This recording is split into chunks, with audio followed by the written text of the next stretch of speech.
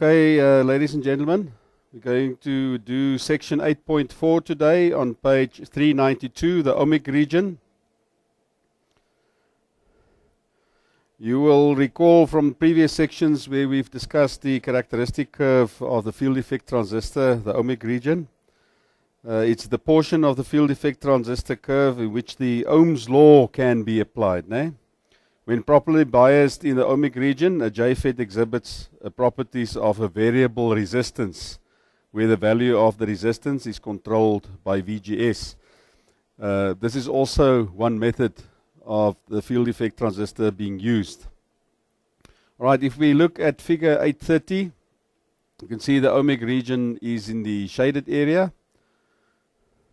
The characteristic curves are straight lines with a slope of ID divided by VDS for small values of ID. You can see here my axis, I've got ID and I've got VDS.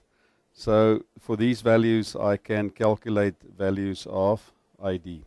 But let's see how it works. The OHMIC region extends from the origin of the characteristic curve to the breakpoint where the active region begins. We can see here from the origin up to the active regions for each of these curves. And you can see it's in a roughly parabolic shape, as shown on the typical set of curves in figure 830. The characteristic curves in this region have a relatively constant slope for small values of ID. The slope of the characteristic curve in the OHMIC region is the DC drain to source conductance of the JFET. So I can see then for the slope, GDS is ID divided by VDS. Again, so I can see my axis names. Recall that resistance is the reciprocal of conductance. So the DC drain to source resistance would then be RDS, the inverse of RDS or reciprocal, 1 over GDS, which will be VDS over 1D, or ID. The JFET has a variable resistance just below figure 830. A JFET can be biased in either the active region or the OHMIC region, but of course we're discussing the OHMIC region now. Ne? JFETs are often biased in the OHMIC region for use as a voltage-controlled variable resistor. Underline that. That is the use of the JFET in this case. Ne? It can be used as a voltage-controlled variable resistor. The control voltage, of course, is VGS. Still here.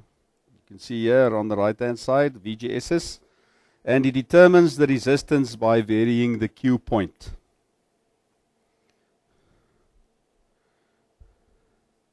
Let's have a look here on figure 831. So to bias a JFET in the OHMIC region, the DC load line must intersect the characteristic curve in the OHMIC region, as is illustrated here. Here you can see they've shown it, and they've also shown it here in enlarged. Remember, we've seen the shaded areas before the active region, so the active region basically ends there. Ne? And then I can see for this specific section that it is in the OHMIC region that my load line cuts my characteristic curves. So I have Q0, Q1, and Q2. Alright, so to do this in a way that allows VGS to control RDS, the DC saturation current is set to a value much less than IDSS, so that the load line intersects most of the characteristic curves in the OHMIC region, as you can see here on figure 831. Alright, of course I won't do it up there, because it's not going to work properly.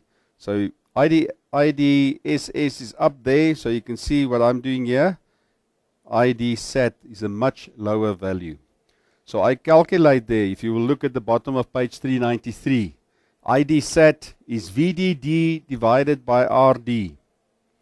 And if I go and look at the circuit diagram on figure 831, I can see that VDD is equal to 12 volts and RD is equal to 24 kilo ohms, the same as we have done to calculate IC sat in a BJT. Ne?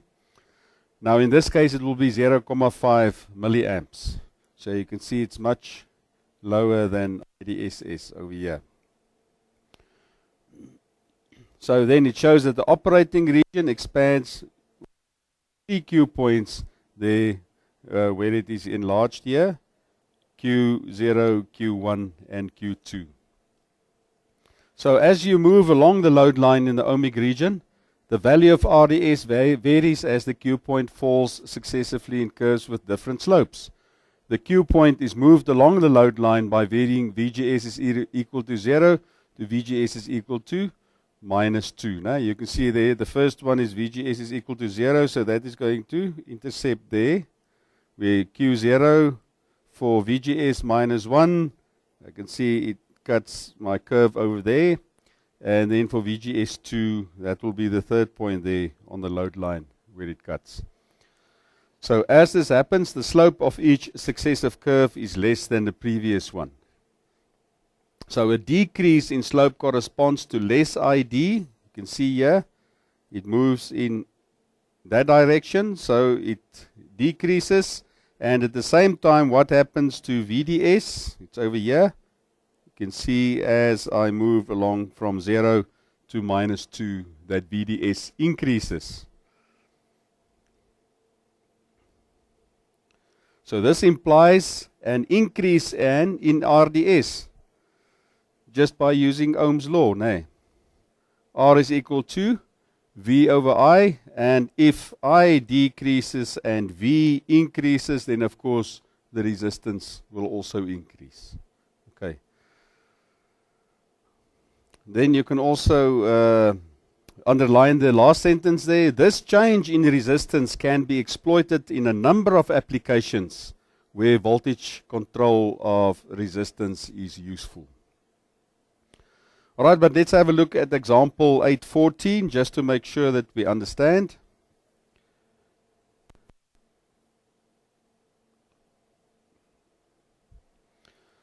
Example 814 says an N-channel JFET is biased in the ohmic region as shown in figure 832. The graph shows an expanded section of the load line in the ohmic region. As VGS is varied from 0 to minus 3 as indicated. Here you can see VGS, there's 0, minus 1, minus 2, minus 3, all the points that is still in the ohmic region. Remember, the ohmic region is just below the knee where the current becomes constant for ID. And then the graph shows the following Q point. So I can see then for Q0, which is this point over here, ID is approximately 0.36, because this is 3. So it's approximately 0.36 milliamps, and VDS, in that case, if that is 0.5, then this is 0.25. And if I go down here, it's about halfway there, so it should be 0.13 volts. All right? So I can see that all these values I can get from the graph. So Q1, ID is 0.355 milliamps, VDS is 0.27. And for each of these, I can go and read the values from these curves. And therefore Q2 as well, I can go and read the values from the curve. All right, now I have to determine the range of RDS as VGS is varied from 0 volts to minus 3 volts. So I've got all the Q points, so I've got the values for ID and VDS. I just apply Ohm's law. If I go and look at the solution there on page 395, so Q0's RDS will be VDS over ID. I've seen the values for Q0's ID and VDS has been, we read here, 0.36 milliamps, and VDS was 0.13 volts. And I divide and I get a value of 361 ohms. And you can see as I move along that load line that the resistance increases. Now at Q1, the resistance is 760 ohms. Q2, resistance is 1.2 kilo ohms. And at Q3, 2.9 kilo ohms. So I can see that I control the value of the resistance in the ohmic region by changing the value of VGS, as I've seen here on figure 8.32. All right, carrying on below, example 814 on page 395, Q point at the origin. In certain amplifiers, you may want to change the resistance seen by the AC signal without affecting the DC bias in order to control the gain. Right, this is explained on figure 833. So sometimes you will see a JFET used as a variable resistance in a circuit where both ID and VDS are set to 0. So how do I accomplish this? Which of course means that the Q point is the origin. This is accomplished. The Q point at the origin is achieved by using a capacitor in the drain circuit. You can underline that of the JFET.